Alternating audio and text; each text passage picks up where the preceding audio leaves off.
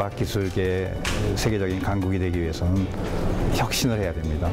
근데 혁신을 하기 위해서는 혼자서 할 수 있는 게 이제는 드물어졌습니다. 그래서 협력을 해야지만, 협업을 해야지만 되고, 다학제 간에, 특히 다학제 간의 협업이 필요합니다.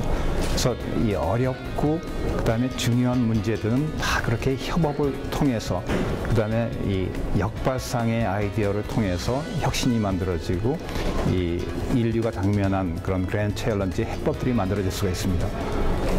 그래서 그런 의미에서 이렇게 혁신과 협업으로 우리가 미래를, 새로운 미래, 밝은 미래를 창조해 나가자, 그렇게 타이틀을 잡았습니다.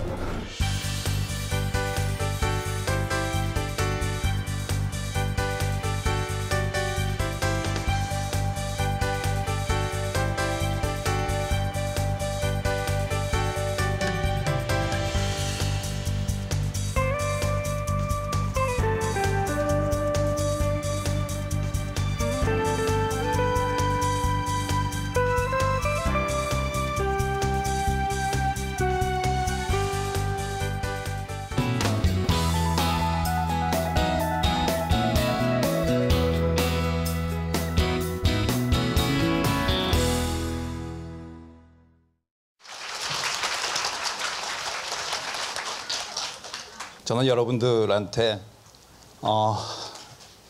격려의 그러니까 encouragement를 주러 왔습니다. 그래서 타이틀을 이 혁신과 협력으로 미래를 열어가자. 혁신, 이노베이션을 해야 되고, 이노베이션을 하기 위해서는 우리가 협력을 해야 됩니다. 콜래보레이션을 해야 됩니다. 그렇게 하면서 우리가 스스로, 미래는 불안한데 그 불안한 미래를 대처하는 제일 좋은 방법은 여러분 스스로가 미래를 만들어 나가는 겁니다. 그래서 그런 이 자신감 있는 그 미래의 리더들이 많이 나왔으면 좋겠습니다. 그래서 대학교의 미션은 뭔가? 넘버원 미션은 이 앞으로의 이 미래의 글로벌 리더가 될 수 있는 졸업생을 양성하는 겁니다. 그 다음에가 이제 이 performing pioneering research, 선구자적인 연구를 이 과학 기술계에서 하는 것. 세 번째는 연구가 그냥 논문에 그치게 되면은 임팩트가, 영향력이 굉장히 적습니다. 그래서 어렵더라도 이게 상품화가 돼야지만 인류의 삶의 이 질을 증진하는 데 도움이 돼요. 그래서 그렇게 해야 되고, 대학교가. 그 다음에 이 네 번째 미션은 이런 교육과 연구와 이 상품화를 통해서 국가와 인류에 봉사하는 겁니다. 이 봉사의 미션이 굉장히 큽니다, 대학교가. 그래서 그러면 이 교육에서, 그러니까 대학교의 제일 중요한 미션인 글로벌 리더를 어떻게 양성할 건가? 글로벌 리더를 양성하는 것은 저는 이 스스로 배울 수 있는 졸업생을 양성하면 된다고 봅니다. 스스로 배울 수 있는. 여러분 대학교 들어가는 게 목적이라고 생각하면 대학교 들어오면 굉장히 실망할 겁니다. 대학교는요, 여러분의 높은 꿈을, 앞으로 20년, 30년 후의 꿈을 이루기 위한 한 과정입니다. 그러면 우리가 대학교에서 어떤 졸업생을 배출해야 되는가? 이 지성과 인성과 도덕성, 여러분 많이 듣는 얘기죠. 꼭 필요합니다. 그렇지만 거기에다가 영감을 받아야 돼요. 여러분이 영감을 누구한테 받을까요? 보통 교수님들한테 받습니다. 인스피레이션. 그 다음에 동기부여를 받아야 됩니다. 여러분이 선배나 이 교수님이나 여러분 동료들한테서 동기부여를 받고 열정이 있어야 됩니다. 그 다음에 이 창의성, 호기심, 이 위험 부담, 리스크 테이킹 하는 거 참 필요합니다. 그 다음에 이 소통의 능력, oral and written communication skill. 그 다음에 협업을 할 줄 알아야 되고요. 협업을 해야지만 우리가 아주 어려운 문제를 태클할 수가 있습니다. 그 다음에 팀워크가 있어야 되고, 그 다음에 이 사람을 다룰 줄 알아야 돼요. 여러분 이 공부만 잘해서 성공한다는 거는 그렇게 맞지가 않아요. 그것도 필요하지만은 이 팀워크가 있어야 되고, 이 사람 다루는 기술을 배워야 됩니다. 그 다음에 이 기업가 정신이 있어야 돼요. 어떤 아이디어가 있으면은 위험 부담을 하면서도 한번 한번 물에 들어가 보는. 그 다음에 경영 마인드가 있어야 되고 리더십 스킬이 있어야 됩니다. 여러분들 이런 그 오른쪽에 있는 자질까지도 여러분들이 갖췄다 그러면 저는 졸업 후 20년, 30년 후에 세계적인 리더가 된다고 보장을 합니다. 그래서 그런 이 교육을 우리가 대학교에서 해야 되고 여러분이 그런 마인드셋으로 들어와서 훌륭한 졸업생으로 나가서 여러분뿐만 아니라 대학의 자랑스러운 졸업생이 되기를 바랍니다. 그래서 켄 로빈슨 영국 교수인데요. 이런 얘기를 했습니다. 이 실패할 준비가 안 돼 있으면은 이 창의적인 거에 나올 수가 없다. 요새 뭐 창조 경제, 뭐 창의성 얘기가 많이 나오는데요. 실패할 준비가 안 돼 있으면은 창의적인 게 절대로 못 나옵니다. 그래서 어떤 얘기를 했냐면은 이 교육 시스템이 그 영국 교육 시스템입니다. 한국 교육 시스템이랑 참 비슷합니다. 영국 교육 시스템은 실패가 이 제일 나쁜 걸로 여긴다. The mistakes are the worst thing you can make. 그래서 그 결과는 뭐냐면 그런 교육 시스템의 결과는 우리가 교육을 통해서 학생들 안에 사람들 안에 있는 창의성 그런 잠재력 이런 거를 말살시켜버린다. 말살시켜버린다는 겁니다. 어떻게 보면 참 맞는 얘기입니다. 교육을 통해서 우리가 이 학생들을 틀 안에 넣어버림으로써 학생들 안에 창의성을 말살시켜버립니다. 우리는 그렇게 하지 말아야 된다고 봅니다. 21세기의 대한민국의 이 교육은요. 그래서 저는 학생들에게 이렇게 얘기합니다. 여러분 리더가 되고 싶습니까? 여러분 파이어니어, 선구자가 되고 싶습니까? 그럼 다 그렇다고 그래요. 그럼 연어가 돼야 됩니다. 연어는 강물을 거슬러 올라갑니다. 강물을 거슬러 올라가는 게 힘이 듭니다. 외롭습니다. 위험합니다. 그래도 리더가 되기 위해서는 강물을 역발상으로 거슬러 올라가야 됩니다. 남들이랑 달라져야 됩니다. 이런 위험이 있더라도 곰이 딱 지키고 있어서 이 폭포를 뛰어넘는데 이런 위험이 있더라도 강물을 거슬러 올라가야 됩니다. 근데요, 여러분 그 학생들 실패를 많이 경험해 봤을 겁니다. 앞으로 실패를 더 경험할 겁니다. 근데 제일 중요한 거는 실패를 했을 때 어떻게 우리가 그거를 받아들이는 이 태도가 어떤가 그겁니다. 그래서 그 태도가 어떤 태도여야 될까? 에디슨은 이렇게 얘기했습니다. 토마스 에디슨은 실패를 했는데 나는 실패하지 않았다. 나는 이렇게 하니까 안 되는 거를 알아냈다. 이렇게 하니까 안 된다는 거를 알아냈다. 이게 실패를 우리가 대하는 바른 태도입니다. 실패를 통해서 배워가면서 계속 태클을 하는 그런 모습이 필요합니다. 절대로 좌절하지 마십시오. 실패했을 때. 불가능해 보이는 거를 가능하게 만들면 여러분이 리더가 되고 파이어니어가 되는 겁니다. 불가능해 보이는 거를. 사실은 불가능하지가 않은데 불가능해 보이는 거를 가능하게 만든다. 그런 자신감이 있고 그런 용기가 있고 그런 역량이 있는 여러분이 되십시오. 그래서 예를 들면요. 이 심장마비가 1년에 1,000만 명이 죽습니다. 10만 명 심장마비로. 넘버원 킬러입니다. 모든 암으로 죽는 사람 다 합쳐도 1,000만 명이 안 돼요. 그럼 심장마비가 왔을 때 뭐를 해야 되느냐 하면은 이 심장제 세동기를 옆에 있는 거를 써야 되거든요. 이게 이제 50년대 심장제 세동기입니다. 참 지금 보면 조잡하죠. 이 70년대 말에 이 심장제 세동기였는데 어디서 썼냐 하면은 병원 응급실에서 썼어요.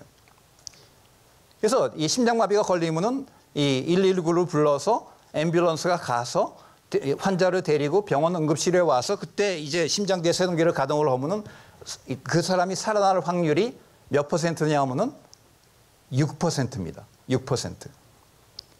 94%가 오기 전에 죽습니다. 그래서 이 연구하는 사람이 70년대 말에 시애틀에서 어떤 얘기를 했냐면 이 심장제 세동기는 집으로 가야 된다. 근데 사람들이 뭐라고 그랬을까요? 너 미쳤다. 어떻게 이렇게 위험하고 이게 3000볼트를 쓰니까 굉장히 위험해요. 위험하고 비싸고 쓰기 어려운 게 집으로 가느냐? 불가능하다. 근데 사실 불가능했을까요? 15년 후에 90년대 중반에 이런 게 나옵니다. 이건 뭐 처음에 각 비행기마다 들어갑니다. 지금은 KTX에도 있고 빌딩에도 있고 아마 여기도 있을 겁니다.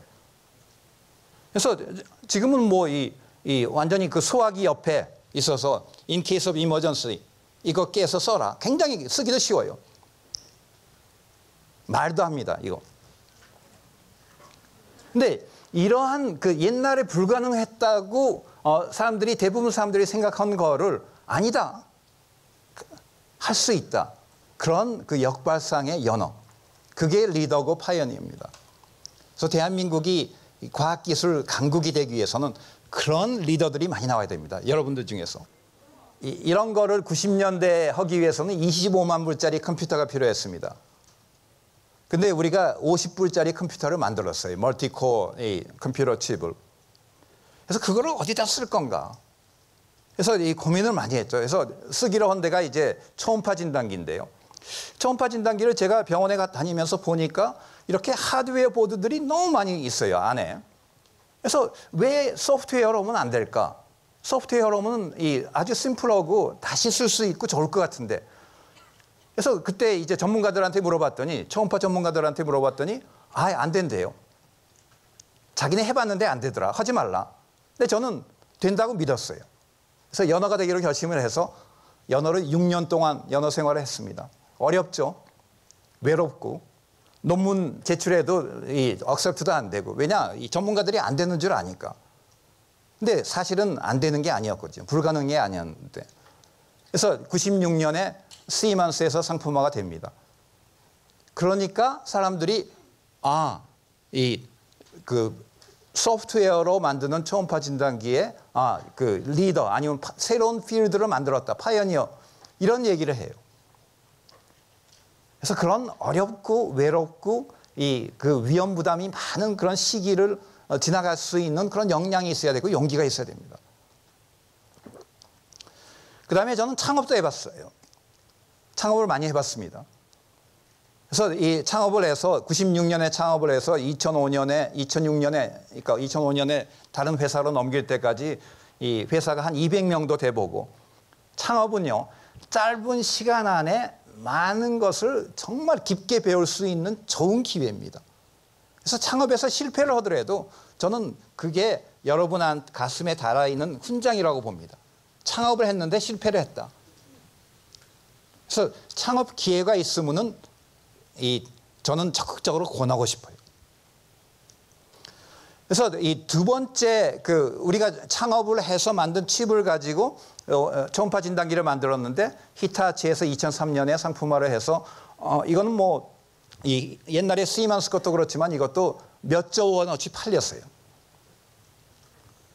그래서 불가능하다고 생각하는 거를 다른 사람이 생각하는 거를 가능하게 만들면은 상품화 가치도 있어요. 그래서 이거는 그 초음파 진단기를 가지고 이 3차원으로 이 태아를 보는 건데요. 그래서 뭐 눈, 코, 입, 뭐 이렇게 웃는 태아, 뭐 이렇게 엄지손가락 빠는 태아 다 보이죠. 근데 학생들은 이거를 보면 이제 연구할 게 없구나 그런데 끊임없이 있습니다. 연구라는 거는.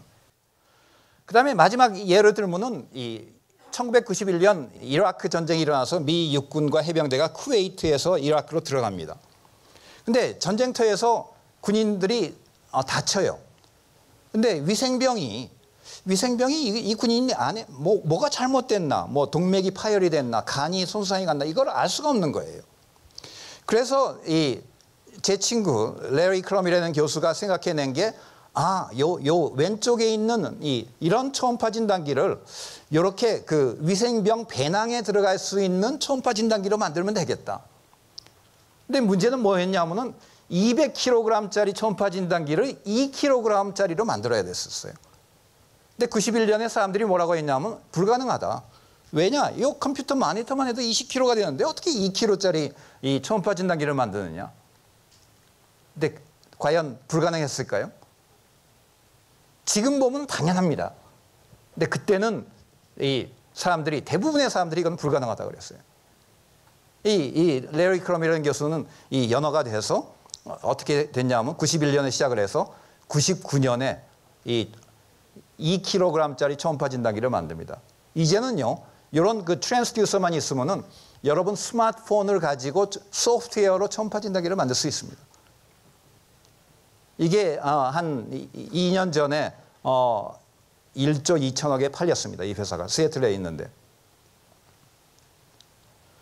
그래서 이 미래에 필요한 사람들은 누군가? 어떤 사람들이 미래에 필요한가?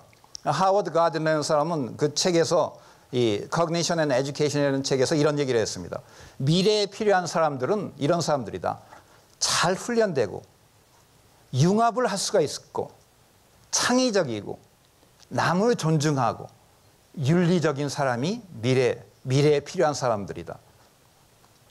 잘 훈련이 되고 융합을 할 수가 있고 창의적이고 이 남을 존중하고 그 다음에 이 윤리적인. 그래서 저는 이 지난 한 16개월 동안 전국에 있는 고등학교를 한 30개를 돌아다니면서 강의를 하고 선생님들을 만나보고 그랬습니다. 그래서 거기서 이 강의의 그 요점은 이겁니다. 학생들한테, 고등학생들한테 주는 강의의 요점은 어떻게 하면은 여러분의 인생을 최대한으로 잘 사는가? Aim high. 목표를 높게 잡아라. 높은 목표를 가져라. 20년, 30년 후에 목표를 잡으십시오. 높은 목표를. 꿈을 꿔라. Dream dreams. 그 다음에 그 높은 꿈을 향해서 20년, 30년 동안 열정을 가지고 일해봐라. 역경은 어마어마하게 많이 옵니다. 실패 꼭 옵니다. 그거에서 역경을 헤쳐가면서 실패해서 배워가면서 여러분의 꿈을 잃지 말고 계속 나가십시오. 그 다음에 한국에 국한하지 말고 세계를 품으십시오. World is your stage. 그 다음에 dare to be different. 남과 다르기를 두려워하지 마십시오. 그래야지 리더가 되고 파이어니어가 됩니다. 남과 달라야 됩니다. 그 다음에 실패해서 배우고 좌절하지 말라.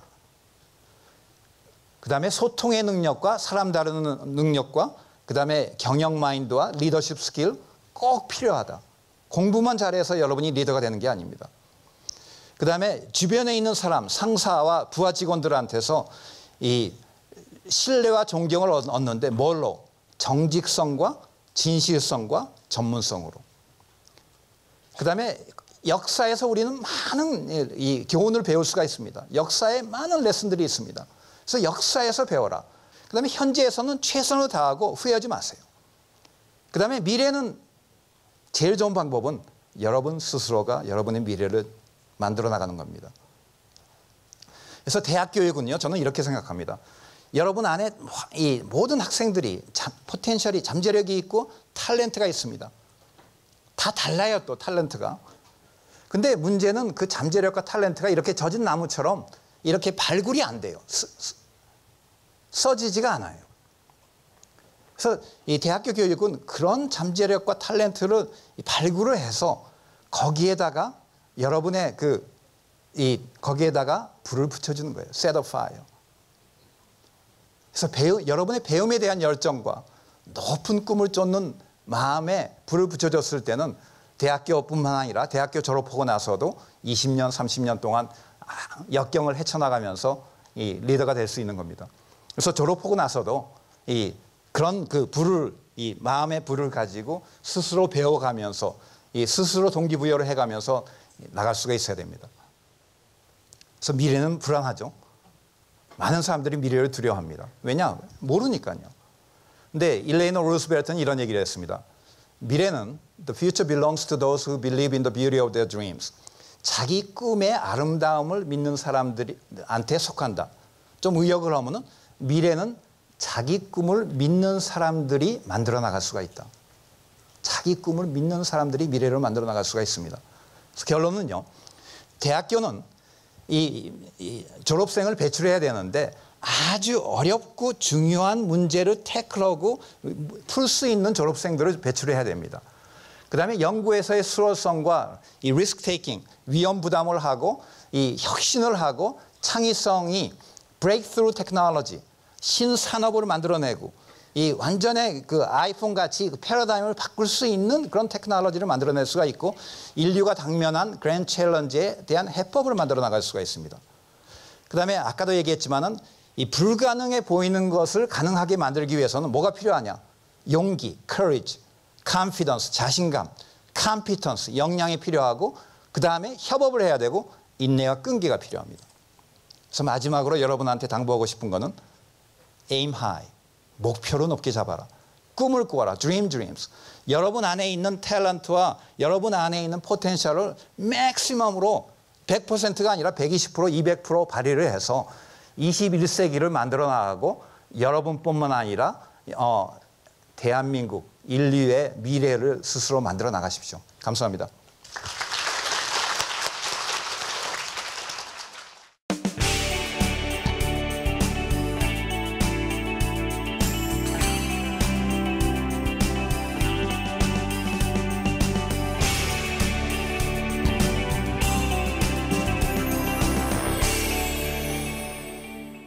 많은 사람들이 그렇겠지만 나는 미래에 뭐가 될 것인가 이런 것들이 궁금할 겁니다. 그리고 좀 두려운 마음도 있을 거고요.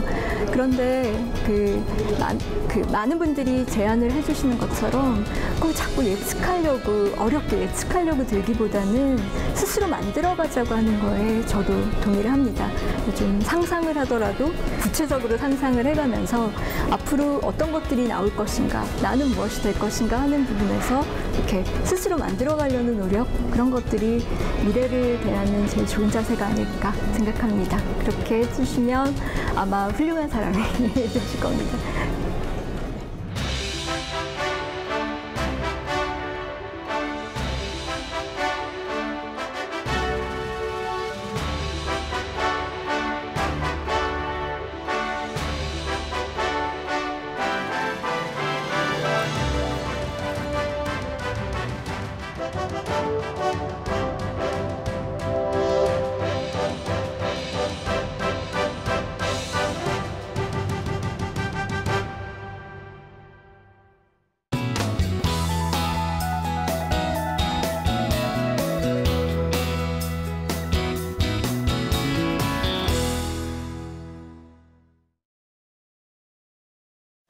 여러분 안녕하세요. 제가 말씀드려야 할 내용의 제일 큰 키워드는 인간공학, 그리고 제가 지금 하고 있는 UX라는 분야에 대한 이야기입니다. 혹시 들어보신 적 있으세요? 들어보신 분 몇 분이나 되세요? UX, 인간공학. 네, 알겠습니다. 네, 한 5분 정도 되시는 것 같은데요. 예, 자, 일단 이 질문을 가지고 한번 시작해 볼게요. 자, 이 질문에 대한 답을 여러분께 지금 뭐 한 분 한 분 듣고자 하는 건 아니고요. 불편한 거, 뭔가 제품이나 이런 것 때문에 불편해 본 경험 있으세요? 하는 질문이었습니다. 많이 있으시죠? 여기에서도 그런 경험 있으세요? 근사한 엘리베이터 이런 거 많이 보시죠? 매일매일 타시지 않아요? 엘리베이터 안에서 불편한 게 어떤 것들이 있어요? 혹시 이런 거? 예? 이거 보이세요? 자, 여러분 17층을 찾아보세요. 17층 어디 있어요? 자, 여기 있네요. 자, 근데 여러분이 이제 17층을 딱 눌렀는데 밖에서 누군가 막 뛰어오면서 잠깐만요 막 이랬어요. 그럼 여러분 뭘 눌러줘야 돼요? 닫힘? 아유, 네. 열림 버튼 찾아보세요. 열림 버튼. 어디? 찾았어요? 찾은 분? 아, 큰일 났네요. 문 벌써 닫혔어요. 네, 열림 버튼이 여기 있어요. 이거 어떻게 하면 좋아요? 여러분이 어느 날 엘리베이터를 딱 타봤는데 이런 게 딱 보이잖아요? 그러면 그때 뭐라고 하시면 되냐면, 아, 이거 UX가 나쁘네. 이렇게 얘기하시면 돼요.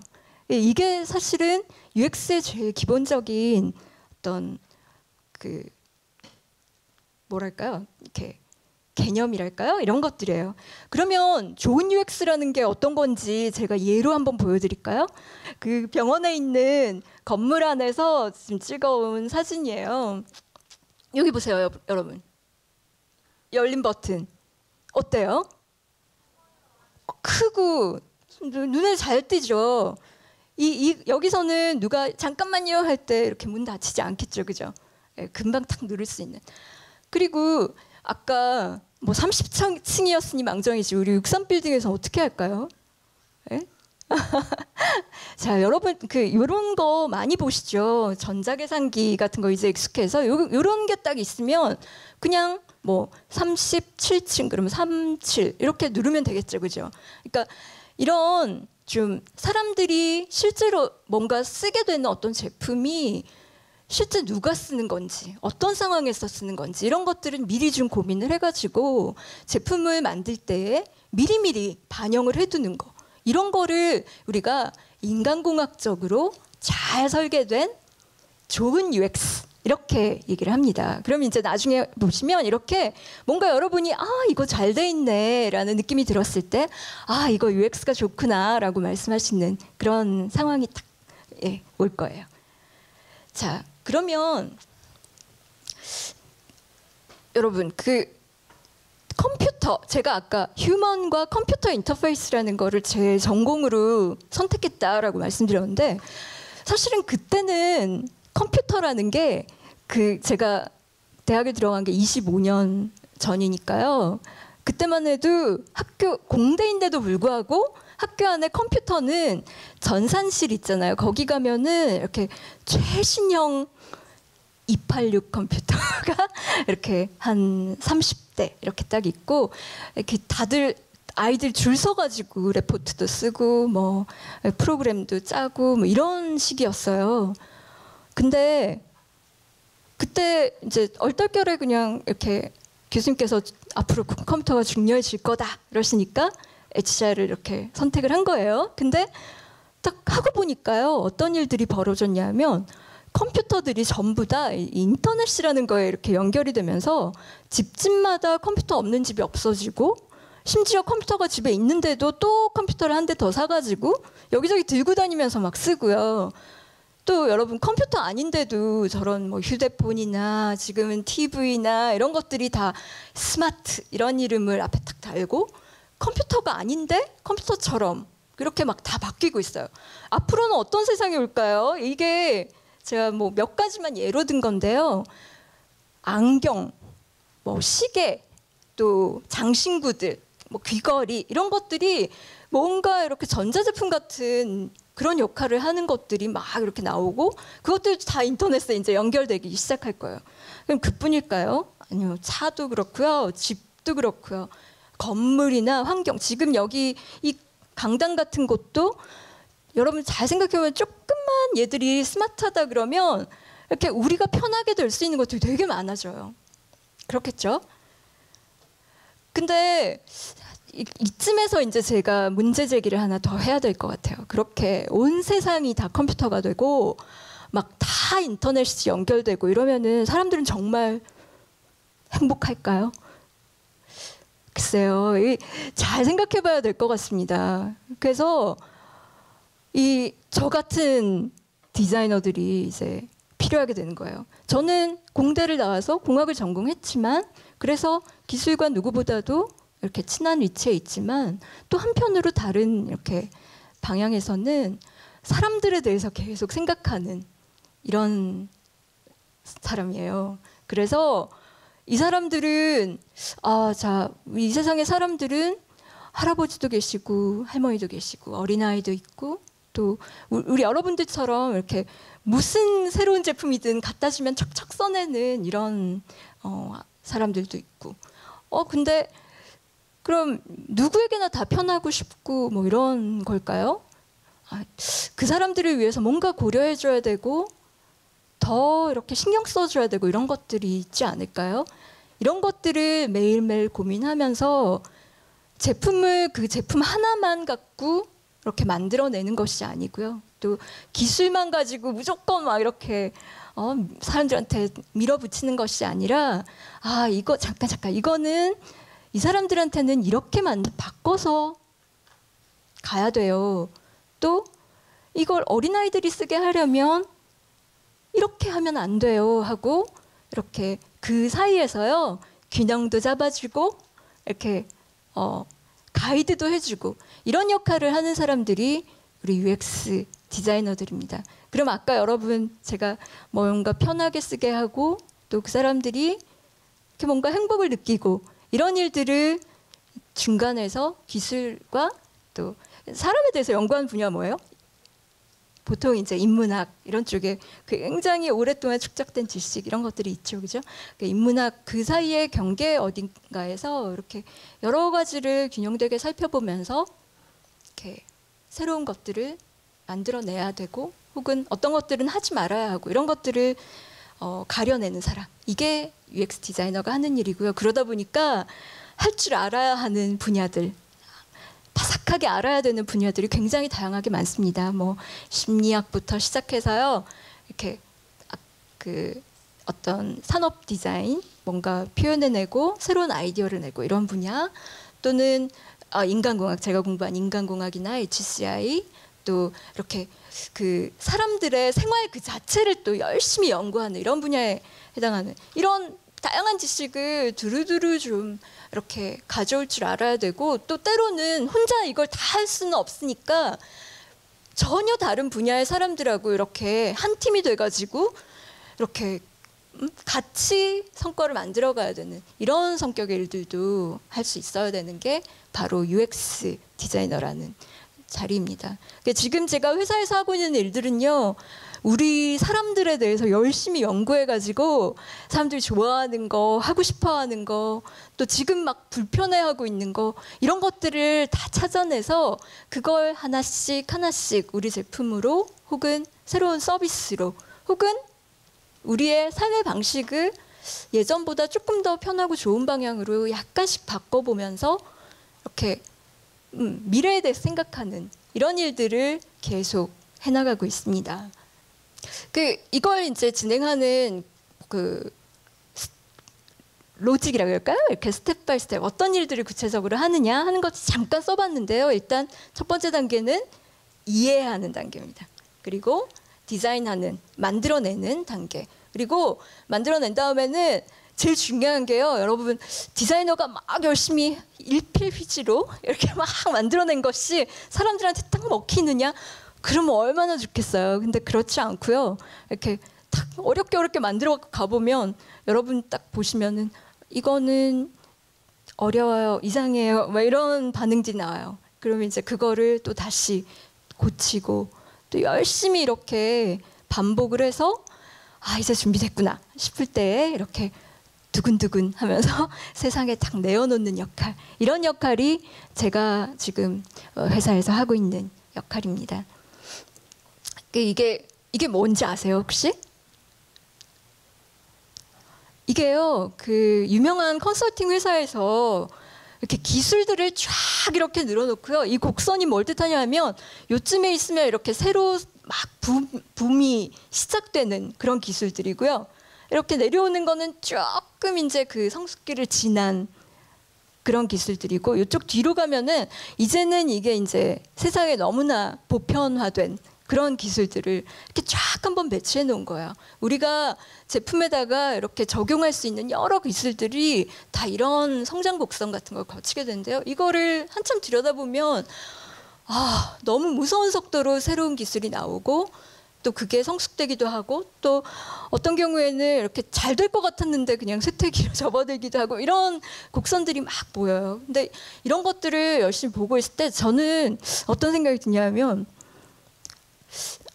머지않아서 이렇게 타임머신 같은 거 있잖아요.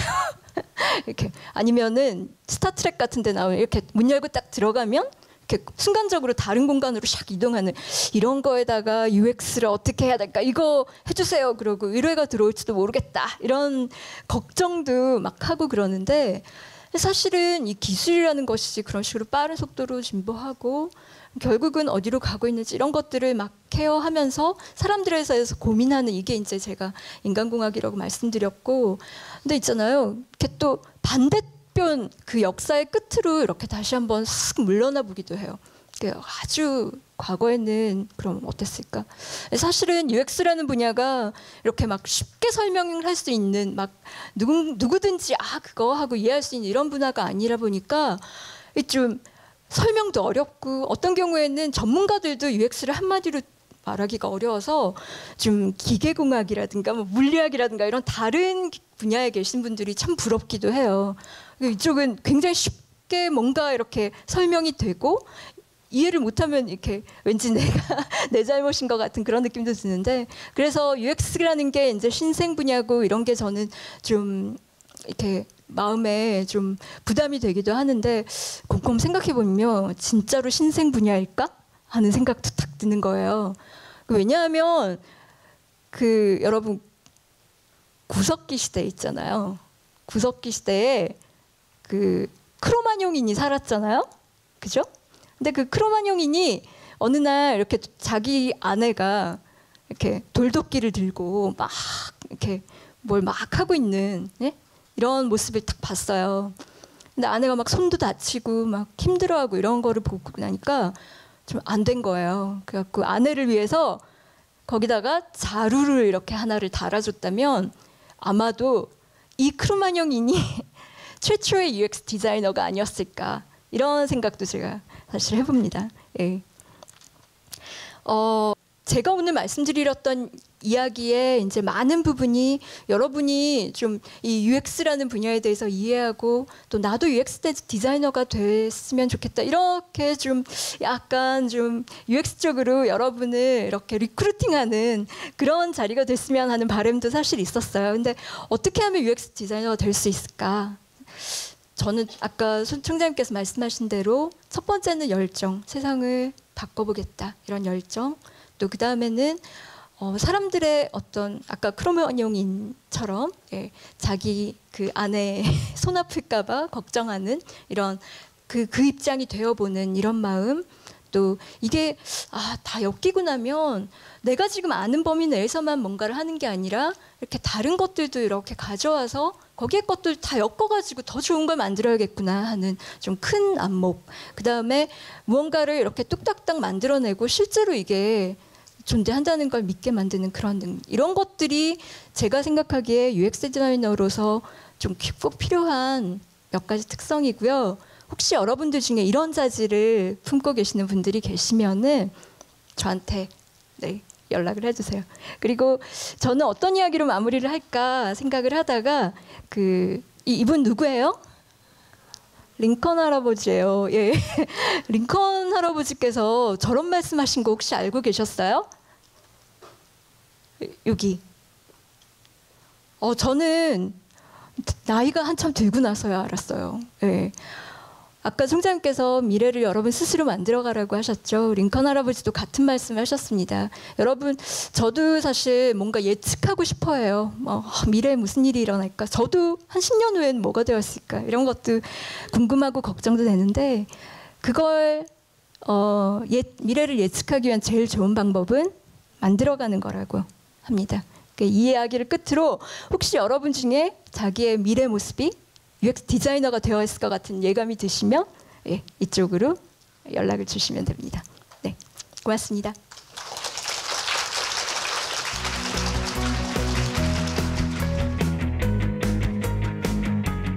그 에디슨이 하셨던 실패하는 게 아니라 안 되는 방법을 아는 좋은 기회라고 하셨던 게, 앞으로 그런 마음가짐을 갖고 앞으로 공부를 하고 이러면 되게 좋을 것 같고, 또 T자형 인재가 되기 위해서 신문이나 다른 분야 책 같은 것도 많이 읽으려고 생각을 했어요.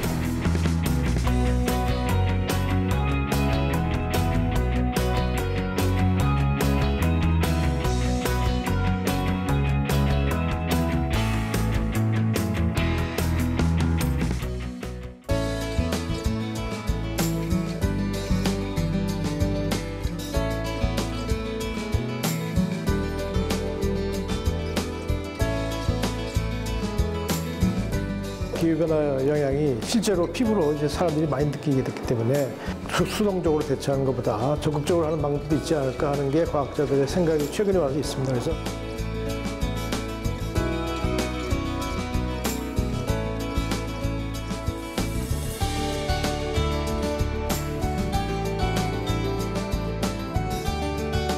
대학을 졸업하고 대학원을 가서 전문가 과정을 밟아라. 그래야 자기 삶의 이제 퀄리티도 높아질 뿐더러 진실하게 이제 과학자의 길을 갈 수 있는 그 길이 열리는 거거든요.